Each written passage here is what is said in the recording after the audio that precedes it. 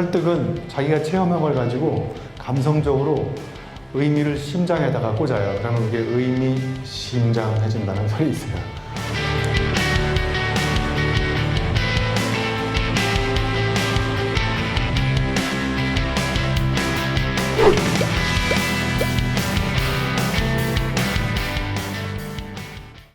앞에 제목을 보시면 체인지라고 지금 사회자가 소개를 했죠. 제가 이걸 몸체자하고 어지린자, 알지자를 갖다 붙여보니까 영어의 체인지하고 발음이 똑같더라고요. 그죠? 그래서 세상을 체인지하는 방법이 참 여러 가지가 있지만 세상을 체인지할 수 있는 지식을 어떻게 만들 수 있을까? 오늘 이제 여기가 또 경기도 콘텐츠 코리아랜이라서 새로운 콘텐츠를 창조하는 하나의 방법, 창의적인 방법은 뭘까? 뭐 이런 거를 여러분과 같이 한번 고민해 보도록 하겠습니다. 자, 이미 여러분이 알고 있는 이 세 가지 한자를 조합하면 약간의 언어 유희 같긴 하지만 영어의 체인지하고 발음이 똑같잖아요. 그래서 이 맨 끝에 있는 지식, 이런 지식만이 세상을 체인지할 수 있는데, 근데 맨 앞에 뭐가 써 있냐면 여기 몸체자가 써 있어요. 그죠? 그래서 세상에 좋은 생각, 좋은 아이디어, 남의 많은 그런 아이디어가 많지만 내가 직접 내 몸으로 체험해보지 않으면 내게 되지가 않을 것 같다. 이런 이야기가 처음에 시작되는 거고요. 두 번째 이제 이게 어지린자인데 이따 또 자세히 설명을 드리겠지만 저거는 이제 타인의 아픔을 그 나의 아픔처럼 가슴으로 공감할 때 느끼는 능력이 느낄 줄 아는 능력이 이제 체인지의 인입니다. 그러니까 사회자가 소개를 했듯이 내가 직접 체험을 하면서 타인의 아픔을 나의 아픔처럼 공감할 때 그때 결과적으로 탄생하는 게 있는데 그게 지식인데 그런 지식이 나를 포함해서 세상을 바꿀 수 있는 지식이 되더라고요. 그래서 그걸 체인지라고 만들어 놨고요. 실제로 유영만의 체인지로 특허청에 상표 등록이 되어 있어요. 그래서 저의 허가 없이 함부로 쓰시면 걸립니다. 그래서 저의 창조경 제 모델은 여러분이 이미 알고 있는 단어를 이렇게 세계 최초로 갖다 붙인 다음에 아무도 못 쓰게 이렇게 특허에 등록을 시켜버려요. 그래서 저의 허가 없이 함부로 쓰는 사람들 이렇게 뒷조사해가지고 시비 걸어서 이렇게 돈 뜯어내는 전략으로 먹고 살고 있습니다.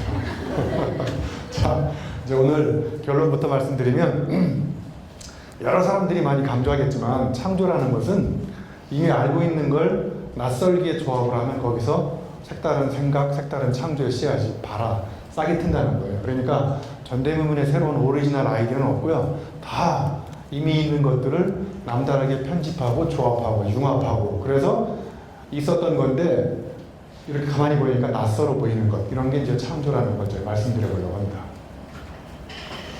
자, 여기 언어 유희라고 이렇게 학자하고 자학을 이렇게 뒤집어 놨는데 물론 이제 한자는 다르지만 한글은 이렇게 뒤집어 놓으니까 우리의 많은 사회의 여러 가지 변화나 이런 것들을 학자들이 많이 일으키기보다는 제가 보기에 다 그런 건 아니라는 전제하에, 자, 예를 들면 경영학자가 쓰는 논문이 경영자한테 얼마나 많은 도움이 될까요? 그냥 대충 짐작으로 생각해 보시면. 자, 경영학자가 쓴 논문이 10편이 있어요. 예를 들면 그러면 경영자한테 10편의 논문이 퍼센티지로 따지면 약 몇 퍼센트 정도가 경영 현장을 변화시키는 데 도움이 될 거라고 생각하세요? 이거 어디도 조사한 거 없죠. 그냥 제가 한번 질문 드려보는 거예요. 먼저 말하는 사람이 답인 거예요. 네, 괜찮습니다. 네? 1%. 야, 1%. 1%. 또? 10%. 네? 10%. 10% 또? 네, 생각보다 굉장히 저조하군요. 네, 그래서 경영학자들이 자학을 하는 이유가 자기가 쓴 논문이 현실 변화에 별로 도움이 안 돼서 자학을 하고 있구나 이런 생각을 저는 그래도 한 반, 5, 60%는 된다 이런 답이 나오지 않는데 1%도 안 된다, 뭐 여기 10%도 하면 경영학자들이 들으면 굉장히 서운할 것 같아요. 그죠? 네. 근데 전제 조건은 다 그런 건 아니다라는 전제 조건이 있습니다. 자, 저는 이제 교육학자인데, 자, 여기 제가 이렇게 써놨어요. 교육학자가 교육자가 되는 비결. 그러니까 저건 무슨 이야기냐면, 교육학자나 경영학자가 책상에서 공부를 열심히 했는데, 책상에서 공부한 지식이 경영 현장 또는 교육 현장을 바꾸는데, 얼마나 많은 도움이 될까 이런 걸 제가 첫 번째 이제 여러분들한테 의문을 제기해 보는 거예요. 그래서 내가 아무리 많이 공부를 했어도 그걸 내가 직접 체험을 하면서 가슴으로 느껴보지 않는 이상 그건 나의 지식으로 체화되기가 참으로 어려울 수 있겠다. 이런 전제 조건을 한번 처음에 여러분들한테 한번 말씀을 드려본 겁니다. 자, 두 번째. 여러분, 의미 이해와 의미 신장에 어떻게 차이가 있을까요?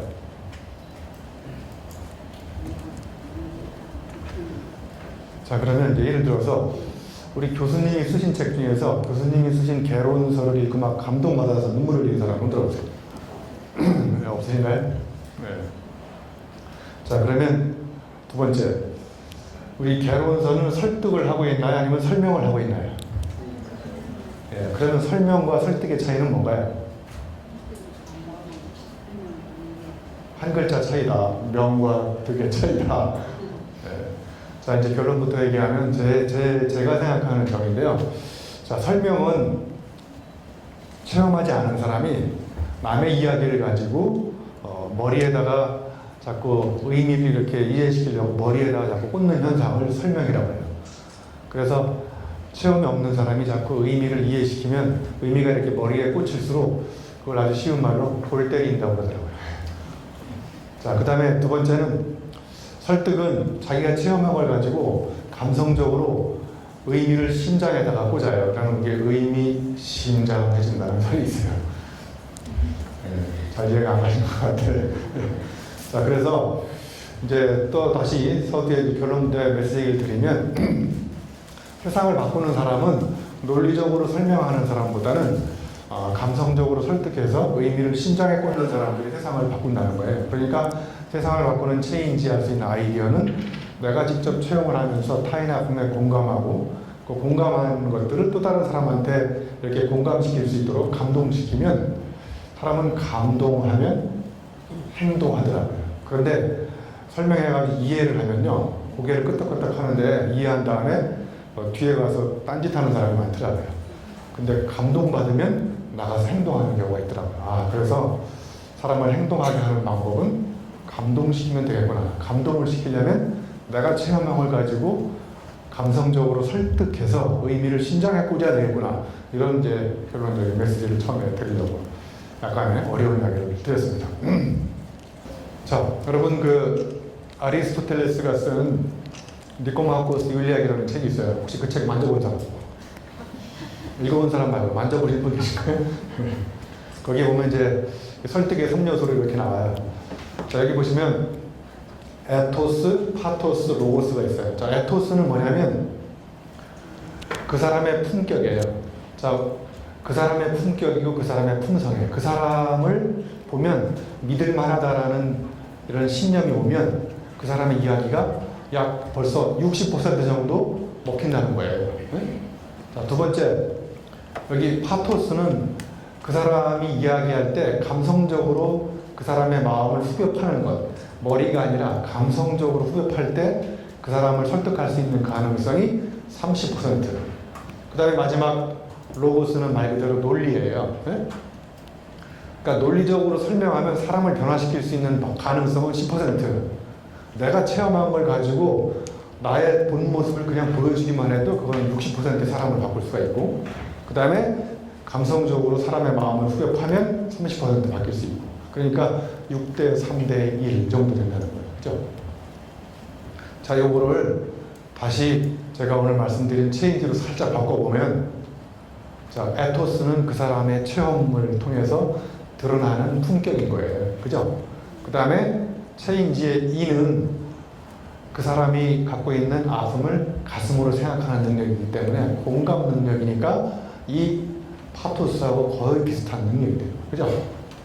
그 다음에 마지막에 논리가 있어야 이해된다. 체인지의 지는 로고스인 거죠. 그죠? 자, 그럼 여러분은 평소에 어떤 부분을 더 많이 강조해서 사람을 만나고 사람한테 이야기를 하나요? 로고스를 강조하나요? 파토스를 강조하나요? 아니면 에토스를 강조하나요? 자, 그래서 오늘 결론적으로 얘기하면, 자, 이 부분이 많아야 사람이 바뀌고, 그 다음에 두 번째, 그러니까 이게 손발, 몸체자고요. 그죠? 이게 심장, 하트, 이게 핸드, 하트, 헤드, 이게 3H잖아요. 그죠? 그러니까 손발이 움직여서 내가 체험한 걸 가지고 다른 사람의 아픔을 공감하고 그리고 공감한 다음에 그걸 빼도 박도 못하게 논리적으로 딱 문을 닫아버리면 그건 거의 속수무책에 사람을 변화시킬 수 있는 가능성이 될 수 있다는 거예요. 왜냐면 여러분들 전화기 때는 하루에 65번 질문했어요. 스탠포드 대학에 실험을 해봤는데요. 저 지금 몇 살이에요? 11살? 5살 때 하루에 65번 질문하는데 65번 하루에 40년이 지난 45세가 되면 질문이 10분의 1로 줄어들어요. 대여섯 번 정도. 그리고 늘어나는 단어가 아니라 원래 그래. 당연한 거짓말 그거. 그리고 물론 그렇고 이렇게 원래 물론 당연 이 세 가지 단어가 늘어나면서 여러분의 마음속에 물음표가 없어지는 거예요. 그러면서 이제 세상이 다 이렇게 이제 그냥 보이는 거예요. 그 친구가 가다가 아빠 사과가 위에서 밑으로 떨어져요. 참 신기한 것 같다. 아빠한테 이렇게 질문하면 아빠가 뭐라 그래? 야, 당연한 거짓말 하면 사과가 밑에서 위로 떨어지네 이렇게 얘기하는 거죠. 자, 이걸 왜 보여드렸냐면 그 사자성어 중에 수주대토란 말이 있어요. 수주대토가 뭐냐면 이렇게 농부가 이렇게 농사를 짓는데요. 여기 나무 흰둥이와 토끼가 달려와서 부딪혀 죽어요. 아까 사슴처럼. 그래서 농부가 농사를 때려치우고 이제 토끼가 다시 와서 부딪혀 죽을 것을 가정하고 여기만 계속 쳐다보고 있어요. 그러니까 여러분이 옛날의 체험, 성공했던 체험을 안 버리고 상황이 바뀌었는데도 불구하고 일반적인 상황에다 계속 자꾸 적용하려고 하는 과거의 성공 체험을 이런 어리석음을 수주대토라고 하는 거예요. 그리고 아놀드 토인비는 그걸 전문 용어로 휴브리스라고 한 거고요. 그러니까 다르게 얘기하면 이 체험은 양면성이 있기 때문에 이 체험이 굉장히 창작의 원동력이 되지만 체험을 업데이트 시키지 않으면 여러분이 과거의 체험에 닫혀버리기 때문에 새로운 생산력을 가로막을 수 있다는 거예요. 그러니까 끊임없이 체험의 경계를 넘을 것, 인맥의 경계를 넘을 것, 그 다음에 전공의 경계를 넘어야 경계 너머에 색다른 생산력을 발휘할 수 있다는 거예요. 생물학적인 용어로 이제 움벨트라고 있는데요. 동물들이 주관적으로 인식하는 세계가 움벨트예요. 우리도 동물이잖아요. 그죠? 만약에 여러분이 경기도 분당 판교에 사는데 판교를 한 번도 벗어난 적이 없는 사람은 판교가 이 세상의 전부라고 생각하는 거예요. 거기가 움벨트예요. 그 사람이. 그런데 이 판교를 넘어서서 서울도 가보고 저같이 사하라도 가보고 제가 작년 7월달에 또 킬리만자로 올라갔다 왔거든요. 킬리만자로 올라가 보면 조용필의 킬리만자로의 표본은 없다는 걸 알 수 있어요. 아무튼 경계를 넘어서 벨트를 넘어서 자꾸 다른 데를 가봐야 여기가 다가 아니구나. 내가 이제까지 체험한 것이 다가 아니라는 것을 체험적으로 깨달을 수 있고, 그렇지 않을 경우에 풍뎅이가 우물에 사는데 우물에 이 풍뎅이는 평생 여기만 사는 여기만 있어요. 그러니까 풍뎅이가 주관적으로 인식하는 세계는 여기가 전부라는 걸 알 수 있고 여기에 다른 세계가 존재할 수 있다는 것은 원천적으로 생각하기가 불가능하다는 거예요.